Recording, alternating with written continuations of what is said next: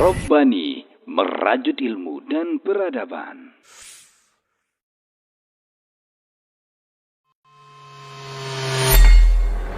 Di para sahabat itu, kaum muslimin, yang terbayang bagi mereka itu adalah infak. Yang terbayang bagi mereka adalah sebuah kebahagiaan, keselamatan di akhirat yang kekal dan abadi di sisi Allah Tabaraka wa Ta'ala. Semua kita boleh klaim sekarang. Kamu cinta Nabi? Cinta Ustaz. Cinta Nabi? Cinta Ustaz. Termasuk saya. Cinta Nabi? Cinta. Kapan tahunya? Besok di akhirat. Maka apa kata Nabi sallallahu alaihi wasallam? Amalur rajuli biyadih. Penghasilan yang terbaik adalah pekerjaan yang dilakukan oleh seseorang dengan tangannya sendiri. Wa kullu bai'in mabrur. Dan setiap jual beli yang mabrur.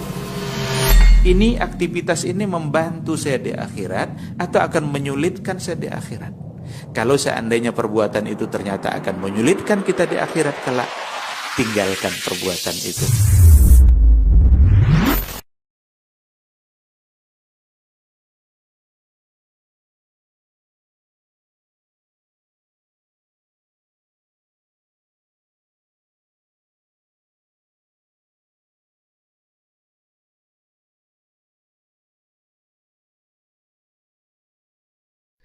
Majtama'a qaumun fi baitin min buyutillah yatluna kitab Allah wa yatadarasunahu fima bainahum illa nazalat alaihimus sakinah wa ghashiyatuhumur rahmah wa haffat bihimul malaikah wa dzakarahumullahu fiman indah.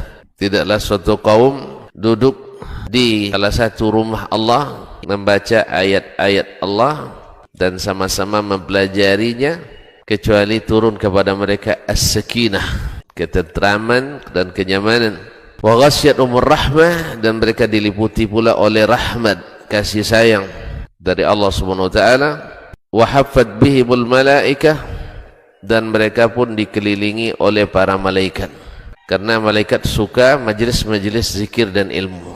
Wa dzakarahumullahu fiman indah, dan Allah akan banggakan sebut-sebut mereka di kalangan malaikat-malaikat yang ada di sisinya, di masyarakat atas.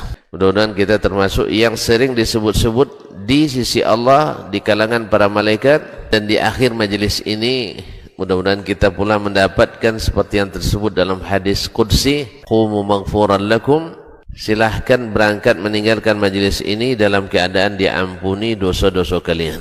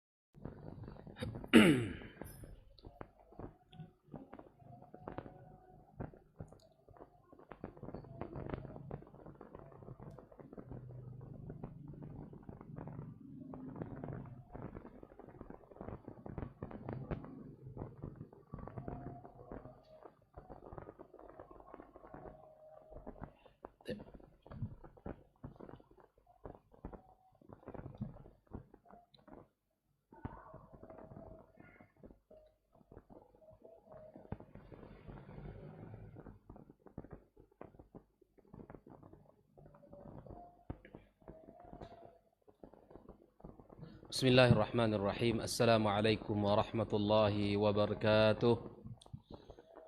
Alhamdulillahi ala ihsanih wa syukru lahu ala taufiqihi wa amtinanih. Ashhadu an la ilaha illallah wahdahu la syarika lah ta'ziman li sya'nih wa ashhadu anna Muhammadan abduhu wa rasuluhu ad-da'i ila ridwanih. Ya ayyuhalladzina amanu ittaqullaha haqqa tuqatih wa la tamutunna illa wa antum muslimun.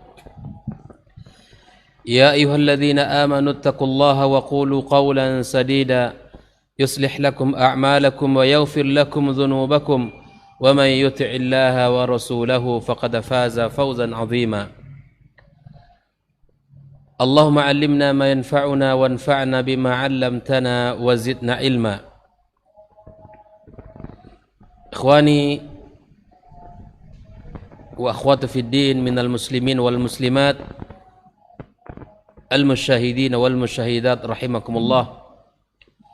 Alhamdulillah, puji dan syukur kepada Allah tabaraka wa taala yang telah mempertemukan kita dalam kajian yang mulia ini. Kajian yang berkaitan dengan kaidah-kaidah seputar kehidupan kita. Kaidah ini diambil dari ayat-ayat Allah Subhanahu wa taala. Kita tahu bahwa Al-Qur'anul Karim adalah petunjuk kita, panduan dalam kehidupan kita. Maka barang siapa yang mempelajari Al-Qur'anul Karim, dia akan dituntun ke jalan yang lebih baik. Malam ini kita kembali dikumpulkan Allah dalam majlis yang mulia ini. Allah Subhanahu wa taala menyebutkan satu ayat yang harus kita jadikan moto dalam kehidupan kita. Allah berfirman, yarfa'illahu alladhina amanu minkum walladhina utul ilma darajat.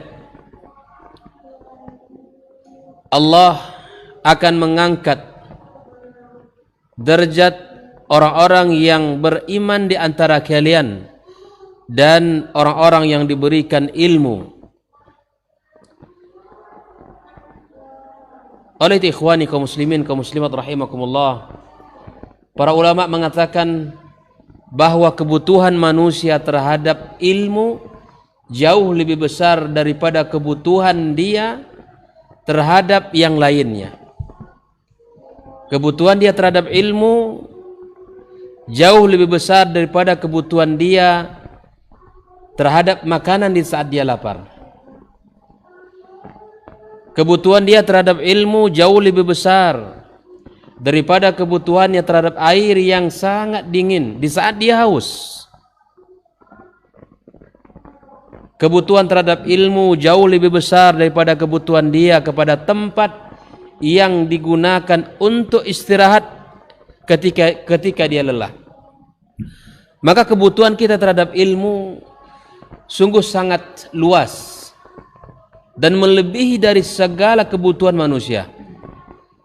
Maka itulah Allah Subhanahu wa taala memberikan kemuliaan kepada ahli ilmu dan kepada para penuntut ilmu dengan mengangkatnya di sisi Allah Azza wa Jalla beberapa derajat. Sebagaimana Ibnu Abbas radhiyallahu taala anhu menjelaskan ayat ini bahwa orang-orang yang berilmu, para ulama, Allah angkat derajatnya dari kaum mukminin 700 derajat. 700 derajat. Dan masing-masing derajat dari derajat ke satu ke derajat berikutnya itu melewati perjalanan yang sangat jauh. Maka berbahagialah kita kaum muslimin, kaum muslimat yang Allah bukakan pintu-pintu ilmu bagi kita. Ilmu senantiasa memberikan cahaya dalam kehidupan kita. Ilmu memberikan panduan sehingga apa yang kita kerjakan akan mendapatkan panduan dari ilmu yang kita pelajari tersebut. Kaum muslimin rahimakumullah, Al-Imam Ibnul Qayyim menyebutkan dalam sebuah perkataan beliau tentang perbandingan ilmu dengan harta. Beliau membandingkan dengan perbandingan yang pertama adalah bahwa ilmu adalah warisan para nabi, sedangkan harta adalah warisan para penguasa dan raja. Ilmu akan menjaga orang yang mempelajarinya, sedangkan harta akan menyibukkan orang yang punya dalam menjaganya. Ilmu semakin bertambah jika kita berikan, sedangkan harta akan berkurang jika kita berikan. Ilmu mengantarkan para pemiliknya menemani sampai ke kuburan. Adapun harta ditinggalkan di saat dia telah meninggal dunia, kecuali harta-harta yang diwakafkan di jalan Allah Subhanahu wa taala. Oleh itu kaum muslimin rahimakumullah, mari kita usahakan diri kita agar dalam setiap saat dalam kehidupan ini untuk mendapatkan ilmu yang telah Allah tinggalkan, yang telah Allah berikan kepada kita, yang telah diajarkan oleh Rasulullah sallallahu alaihi wasallam. Pada kesempatan malam yang berbahagia ini, kita melanjutkan kaidah yang ketiga dari kaidah-kaidah Al-Quran yang berkaitan dengan jiwa dan kehidupan kita, yaitu firman Allah Subhanahu wa taala di dalam surat Al-Baqarah ayat 237. Silakan dibuka Al-Qur'anul Karim. Teman-teman yang ada di studio silakan dibuka. Dan kaum muslimin yang mengikuti kajian kita silakan untuk membuka surat Al-Baqarah ayat 237. Yaitu firman Allah tabaraka wa taala, A'udzu billahi minasyaitonir rajim. Bismillahirrahmanirrahim. Wala tansawul fadla bainakum. Artinya bahwa janganlah kalian melupakan kebaikan di antara kalian. Ayat yang mulia ini kaum muslimin, kaum muslimat berbicara tentang kaidah akhlak yang sangat mulia dalam agama kita. Dan sesungguhnya ayat ini adalah dalam potongan ayat yang berbicara tentang sebuah peristiwa yang mungkin terjadi dalam kehidupan rumah tangga. Kalau teman-teman lihat ayat itu semua, ya, ayat-ayat atau ayat yang berbicara sebelum ayat yang menjadi kaidah kita malam ini adalah wa in talaqtumuhunna min qabli an tamassuhunna. Ini adalah ayat yang bercerita tentang jika ada di antara kaum laki-laki yang menceraikan istri yang baru dinikahi oleh dia. Bisa jadi terjadi kemungkinan ketika paginya akad, belum lagi bercampur atau belum lagi berjumpa dengan pasangannya, maka kemudian terjadi talak. Pagi harinya jam 8 dia menikah, di siang hari atau di sore harinya dia menjatuhkan talaknya. Bagaimana hukum yang seperti ini kaum muslimin? Allah katakan waqad faradtum lahudna fariidah. Ya, kalian telah menetapkan sesuatu untuk istri kalian yang disebut dengan apa namanya? Mahar. Sementara kalian sudah sebutkan mahar. Maka kemudian bagaimana kedudukan mahar ini? Jika seandainya istri ditalak, dijatuhkan talak kepadanya sebelum dia dicampuri, maka bagi seorang suami fanisfu ma faradtum, maka hendaklah kalian membayarkan separuh daripada apa yang telah kalian wajibkan dari mahar itu. Katakanlah maharnya ya 20 juta rupiah misalnya, katakan seperti itu agar mudah kita menghitungnya. Ya, mahar menikahi seorang wanita 20 juta rupiah. Dikasih mahar dengan jumlah uang sejumlah 20 juta rupiah. Maka dalam bab ini seperti kasus yang kita pelajari ini, maka dia memberikan berapa? Separuhnya. Illa kata Allah, ayya'funa aw ya'fu alladhi biyadihi 'uqdatun nikah. Kecuali kata seorang istri, ya, tidak usah abang berikan kepada saya mahar separuhnya. Ataupun saya tidak artinya ataupun saya belum dicampuri. Nah, atau dimaafkan oleh walinya. Di sini diberikan maaf oleh wanita tadi atau oleh walinya. Dalam bab seperti ini, mana yang lebih utama? Dalam kejadian seperti ini, mana yang lebih utama? Kata Allah, wa an ta'fu aqrabu littaqwa. Memberikan maaf itu lebih dekat kepada ketakwaan. Coba dipahami baik-baik ya ayat tadi. Jika terjadi perceraian antara kedua pasangan suami istri yang sah, sebelum terjadinya campur antara kedua pasangan, belum masuk ke kamar pengantin lalu kemudian terjadi talak, dijatuhkan talak, maka bagaimana mahar yang dimiliki oleh seorang wanita ini? Maka sesungguhnya mahar yang diberikan kepadanya adalah separuh dari apa yang telah ditentukan, yang telah diwajibkan untuk dirinya, ya. Kecuali itu dibebaskan oleh wanita tadi atau dibebaskan oleh walinya. Namun dalam bab seperti ini, mana yang lebih utama kaum muslimin? Allah katakan, wa an ta'fu aqrabu littaqwa, yang memaafkan itu lebih dekat kepada ketakwaan. Lalu Allah katakan, wala tansawul fadla bainakum, maka jangan kalian lupakan kebaikan antara kalian. Coba lihat di sini ada sebuah pesan Allah, perintah Allah kepada kita, kepada laki-laki yang telah mengkhitbah, kemudian terjadi proses pernikahan, namun qaddar Allah terjadi perceraian sebelum bercampur antara kedua pasangan suami istri. Maka apa kata Allah? Jangan kalian lupakan, wahai laki-laki, jangan kalian lupakan wanita itu.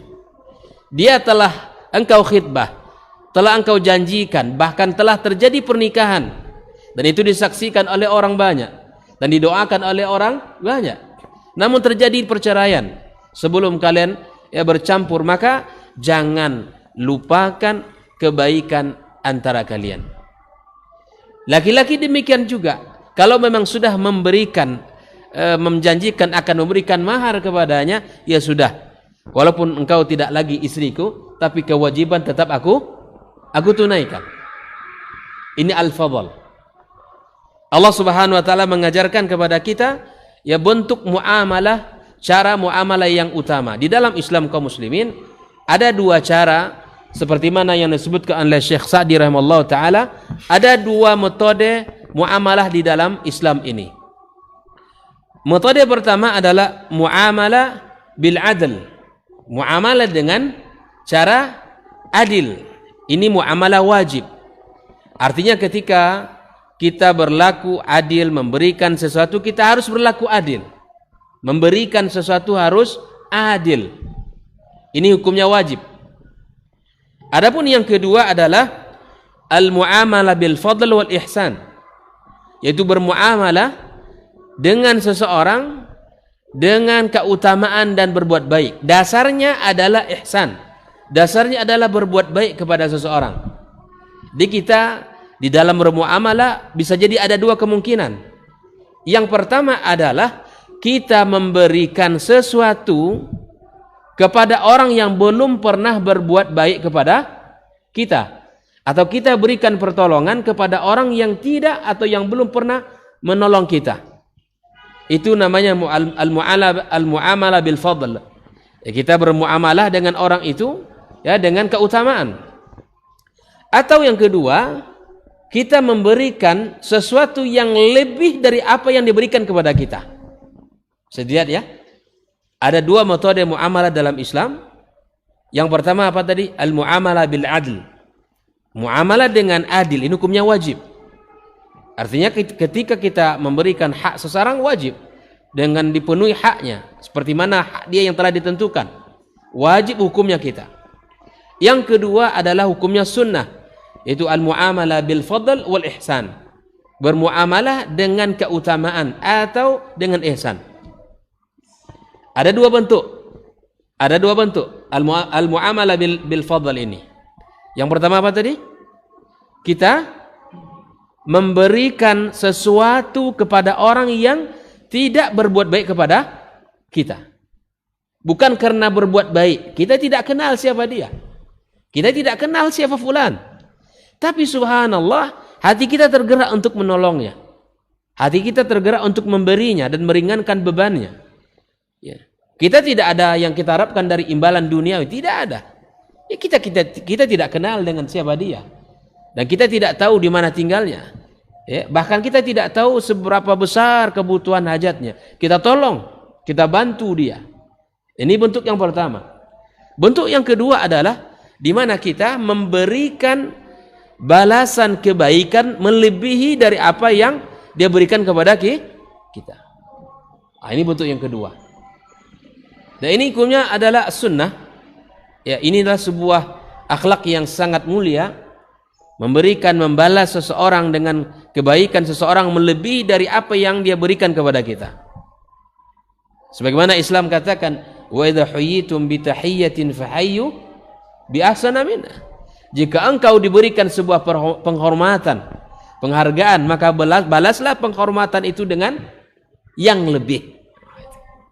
Itu dimiliki oleh umat Islam, dan itu ada pada agama kita kaum muslimin. Dan itu ada pada agama kita. Maka Allah mengajarkan pada bab ini dalam kasus ketika seseorang terjadi perceraian di saat sebelum mereka bercampur. Allah telah berpesan kepada kita, wala tansawul fadla bainakum. Walaupun kita belum masuk ke kamar pengantin misalnya, dan belum kita ya bercampur melakukan apa-apa dengan istri kita, tapi ternyata subhanallah telah terjadi pernikahan, maka Allah berpesan kepada laki-laki, jangan engkau lupakan kebaikan antara kalian. Begitupun dengan perempuan, walaupun dia tidak menjadi suamimu, tapi dan dia telah mewajibkan atau menentukan mahar untukmu, gitu kan? Maka kemudian yang lebih afdal memberikan maaf, membebaskan mahar tersebut. Inilah akhlak yang sangat luar biasa. Walaupun ayat ini kaum muslimin berbicara tentang perceraian yang baru terjadi antara kedua pasangan di dalam rumah tangga. Namun tentunya kaidah ini tidak hanya kita pakai pada bab ini saja. Begitulah para ulama mengatakan bahwa lafaz ayat itu berupa umum dan bisa kita turunkan dalam kegiatan, dalam aktivitas kita. Apalagi yang sudah bermuamalah, apalagi yang sudah menikah begitu lama, ya belasan tahun berumah tangga, qaddarallah, gitu kan? Terjadi perpisahan antara keduanya. Maka tentu kita sebagai seorang mukmin ya tidak boleh melupakan, ya dia pernah menjadi istri kita, tidak boleh kita melupakan kebaikan yang pernah dia lakukan kepada kita. Sekali lagi ayat ini berbicara pada ya kedua pasangan yang baru menikah, belum bercampur dan bercerai. Allah pesankan wala tansawul fadla bainakum. Jangan kalian lupakan kebaikan antara kalian. Walaupun belum terjadi banyak kebaikan antara keduanya, belum banyak terjadi interaksi, belum banyak terjadi hal-hal yang berkaitan dengan hubungan suami istri, tapi Allah telah berpesan wala tansawul fadla bainakum. Kaum muslimin rahimakumullah. Nah, kaidah ini tentu juga menjadi kaidah muamalah kita keseharian. Ya. Baik itu terhadap pasangan kita ataupun terhadap sahabat-sahabat kita yang dulu pernah bersama dengan kita. Ya. Jangan gara-gara hanya satu kesalahan lalu kemudian menghilangkan berbagai bentuk kebaikan yang telah pernah dia lakukan kepada kita. Barangkali ada orang begitu ya. Hanya gara-gara satu kesalahan yang membuat dia tersinggung, mungkin perkataan ataupun sikap dari temannya, lalu kemudian dia membumi hanguskan seluruh kebaikan yang pernah dia lakukan kepada kita. Maka tempatkan pada posisinya. Kesalahan dia pada bab ini ya sudah, berikan maaf itu. Kalau kalau hal itu sesuatu yang bisa dimaafkan, berikan maaf. Dan memberikan maaf lebih utama. Ibarat pepatah kita apa? Dengan hujan satu hari, hilang panas setahun. Seakan kita lupa dengan panas 11 bulan yang sudah lewat itu. Hanya gara-gara hujan satu hari melupakan peristiwa yang sebelumnya. Gara-gara hanya satu sikap yang membuat luka hati kita, lalu kemudian sikap-sikap baiknya itu hilang dari ingatan kita. Ikhwani kaum muslimin rahimakumullah. Al-Quran mengajarkan ini kepada kita. Wala tansawul fadla bainakum. Maka itu ikhwani, tidak boleh kita melupakan kebaikan-kebaikan antara sesama kita. Tidak boleh kita melupakan atau pura-pura lupa atas kebaikan saudara-saudara kita. Nah, kaum muslimin rahimakumullah. Innallaha bima ta'maluna basir. Dan sesungguhnya Allah tabaraka wa taala bima ta'maluna basir, dia melihat apa yang kalian kerjakan itu. Kalau kita berbicara tentang al-ihsan kalau kita berbicara tentang berbuat baik kepada pasangan kita, maka ada beberapa bentuk-bentuk ihsan yang barangkali harus kita tahu. Al-mu'amala bil fadl wal ihsan itu di antara bentuk-bentuknya adalah sebagai berikut. Yang pertama adalah idkhalus surur ala zauj. Idkhalus surur ala qalbi zauj. Kita memberikan kegembiraan di hati pasangan kita. Itu termasuk al-mu'amala bil fadl. Walaupun mungkin dalam sikap dan tingkah lakunya membuat kita agak sedikit berat dalam jiwa kita, namun kita berusaha untuk idkhalis surur. Kita tetap memberikan berusaha untuk memberikan kepadanya sesuatu yang membuat dia bisa bahagia dan bisa ketawa. Bukankah kata Rasulullah sallallahu alaihi wasallam, seseorang memberikan kepada orang lain itu sesuatu dan membuat dia gembira, idkhalus surur, di hati seorang mukmin itu sedekah. Membuat saudara kita saja bahagia itu sedekah. Apalagi membuat pasangan kita bahagia.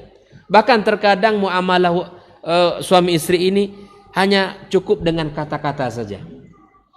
Masalah yang sangat simpel, misalnya ketika istri kita membuat masakan dan barangkali itu sudah berulang kali dimasak dan dihidangkan untuk kita. Tapi yang namanya tabiat wanita itu membutuhkan kalimat, membutuhkan pujian, membutuhkan pengakuan dia. Maka berikanlah kalimat yang membuat dia bahagia. Ini bentuk yang pertama di antara bentuk-bentuk al-mu'amalah bil ihsan wal fadl kepada pasangan kita adalah menjadikan istri kita bahagia dan gembira. Kemudian di antara bentuknya juga adalah memberikan cinta dan kasih sayang kepadanya, melebihi dari apa yang ada. Misalnya sesuatu di saat-saat dia melakukan sesuatu yang membuat kita bahagia, berikan dia hadiah sebagai bentuk penghormatan kita dan sebagai bentuk kasih sayang kita kepadanya. Seperti memberikan hadiah kepada pasangannya, bisa berupa uang, bisa berupa pakaian, apa saja yang membuat istri kita senang dan bahagia. Itu adalah salah satu bentuk yang sangat dituntun di dalam agama kita ini. Ikhwani kaum muslimin rahimakumullah. Rasulullah sallallahu alaihi wasallam pada haji wada memberikan sebuah kalimat yang sangat luar biasa. Nasihat yang sangat menyentuh hati. Ya. Di antara nasihat itu Rasul sallallahu alaihi wasallam berkata, "Ala wastausu bin nisa'i khaira." Ini nasihat yang luar biasa, wasiat yang sangat mahal agar kita ini berbuat baik kepada wanita. Siapapun dia. Mungkin wanita itu adalah istri kita. Bahkan mungkin wanita itu adalah ibu kita. Atau mungkin wanita itu adalah kakak kandung kita atau adik kita. Siapapun dia, ya, bibi kita, maka kita berbuat baik kepada mereka. Ini wasiat Nabi kepada kaum laki-laki agar kita berbuat baik kepada wanita. Siapapun mereka itu. Dalam lingkungan kita, seperti yang saya sampaikan tadi, ya, apapun kaitannya dengan kita, orang tua kita, istri kita, bibi kita, atau kakak kita, atau adik kita, maka kita laksanakan wasiat Nabi dengan berbuat baik kepada mereka. Berbuat baik khair, apa saja kebaikan yang bisa kita berikan, dengan sikap, dengan kata-kata, atau dengan pemberian kita, apa saja, maka lakukan itu. Kenapa kita harus berbuat baik? Fa innama hunna awanin indakum laisa tamlikuna minhunna syai'a ghairu dzalik. Mereka ini adalah tawanan kalian. Paham ya? Wanita itu adalah seperti tawanan kalian yang tidak memiliki daya dan upaya. Perempuan itu lemah. Setelah kita akad sah dengan wali dia, orang tuanya berpindah sudah. Tanggung jawab, ya, untuk mendidik dan menjaganya. Dia tidak ada upaya dan tidak punya kekuatan di hadapan kita. Ya. Dia adalah awan, ya, penolong kalian, pembantu kalian. Laisa tamlikuna minhunna syai'a ghaira dzalika illa ay ya'tina bi fahishatin mubayyinah. Ya, kecuali mereka mendatangkan, mengerjakan sesuatu yang keji dalam agama kita. Fa in fa'alna fahjuruhunna fil madaji wadribuhunna darban ghair mubarrih. Jika seandainya mereka telah melakukan kesalahan, maka kemudian ya berikanlah pendidikan dengan pertama dengan cara memisahkan tempat tidur kita. Ya, al-hijr fi sarir, ya, kita sedikit tidak memandang kepadanya, ya. Kemudian memberikan pukulan yang itu adalah sesungguhnya pukulan untuk menyadarkan dia. Pukulan yang bernilai pendidikan, bukan untuk memberikan pukulan sebagai bentuk balas dendam, bukan. Kalaupun itu dibutuhkan. Fa in ata'nakum fala tabu 'alaihinna sabila. Andai mereka sudah taat, tidak lagi membangkang, tidak lagi sombong, sudah bertaubat, menunjukkan keikhlasannya, ya, sungguh-sungguh dia, ya, memberikan, meminta maaf dan seterusnya, maka fala tabu 'alaihinna sabila. Jangan lagi diungkit-ungkit. Sudah selesai berarti urusan. Jika seandainya itu terjadi, maka ikhwani kaum muslimin rahimakumullah, ala inna lakum ala nisaikum haqqa. Ya, bagi kalian atas istri kalian memiliki hak, ya. Walinisaikum alaikum haqqa, begitupun istri kalian atas kalian ada haknya. Fahaqqukum alaihinna, hak kalian atas mereka, alla yuti'na firashukum min man takrahun, ya, wala ya'dhanna fi buyutikum liman takrahun illa wa haqquhunna alaikum an tuhsinu ilaihinna fi kiswatihinna wa ta'amihinna. Ya, bahwa hak kita atas mereka, ya, adalah di mana kita mendatangi mereka yang tidak menerima, tidak mengizinkan orang-orang masuk ke rumah kita, ya, terhadap orang-orang yang kita tidak sukai. Itu wajib bagi istri itu. Kalau ada orang yang, kalau fulan datang jangan diterima, itu wajib. Itu hak kita itu. Istri wajib taat. Adapun hak seorang istri kepada kita adalah di mana mereka ya kita harus berikan kepada mereka ya kiswah pakaian dan makanan. Kita yang menanggung sebagaimana yang ma'ruf dalam muamalah kita bahwa ketika sudah menikah hak nafkah itu berpindah kepada siapa? Kepada kita kaum laki-laki. Rasulullah sallallahu alaihi wasallam menyebutkan dalam sebuah hadis hasanun sahih ya, akmalul mu'minina imanan ahasinukum akhlaqa. Wa khiyarukum linisaihim. Ya. Yang terbaik di antara kalian adalah orang yang terbaik kepada keluarganya. Oleh itu ikhwani kaum muslimin rahimakumullah, kita sebagai laki-laki yang diberikan amanah oleh Allah Subhanahu wa taala agar kita bisa dan mampu untuk bermuamalah ini. Wala tansawul fadla bainakum. Andai pun terjadi sesuatu yang tidak kita sukai dalam muamalah kita dalam hubungan suami istri.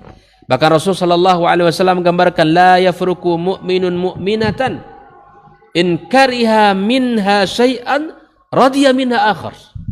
Andai begini kata Rasulullah, tidak pantas bagi seorang laki-laki membenci seorang istrinya. Tidak pantas. Apa sebab?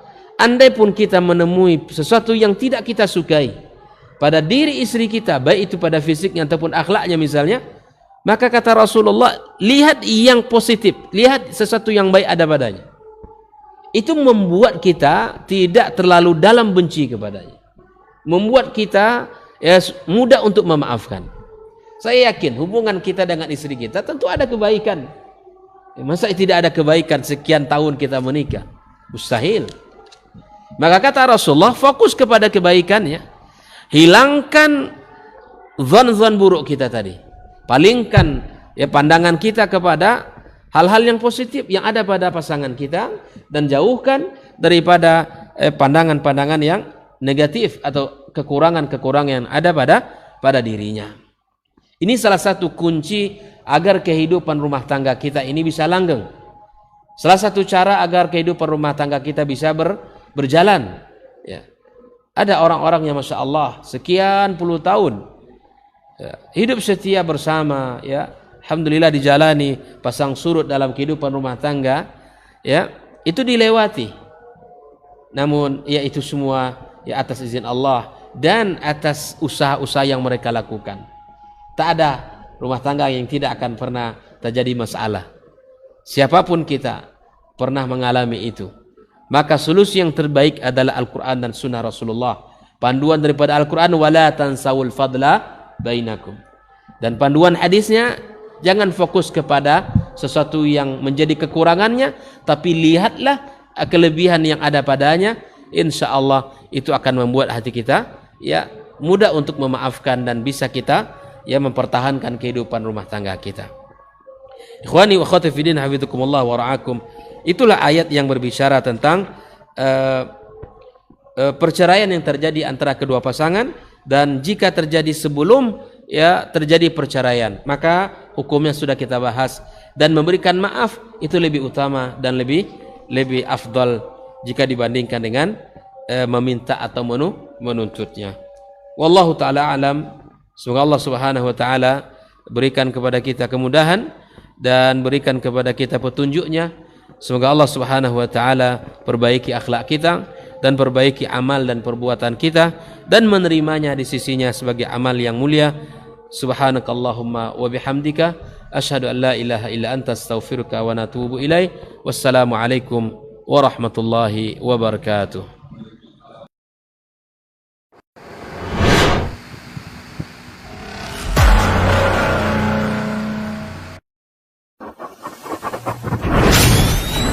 Rabbani, merajut ilmu dan peradaban.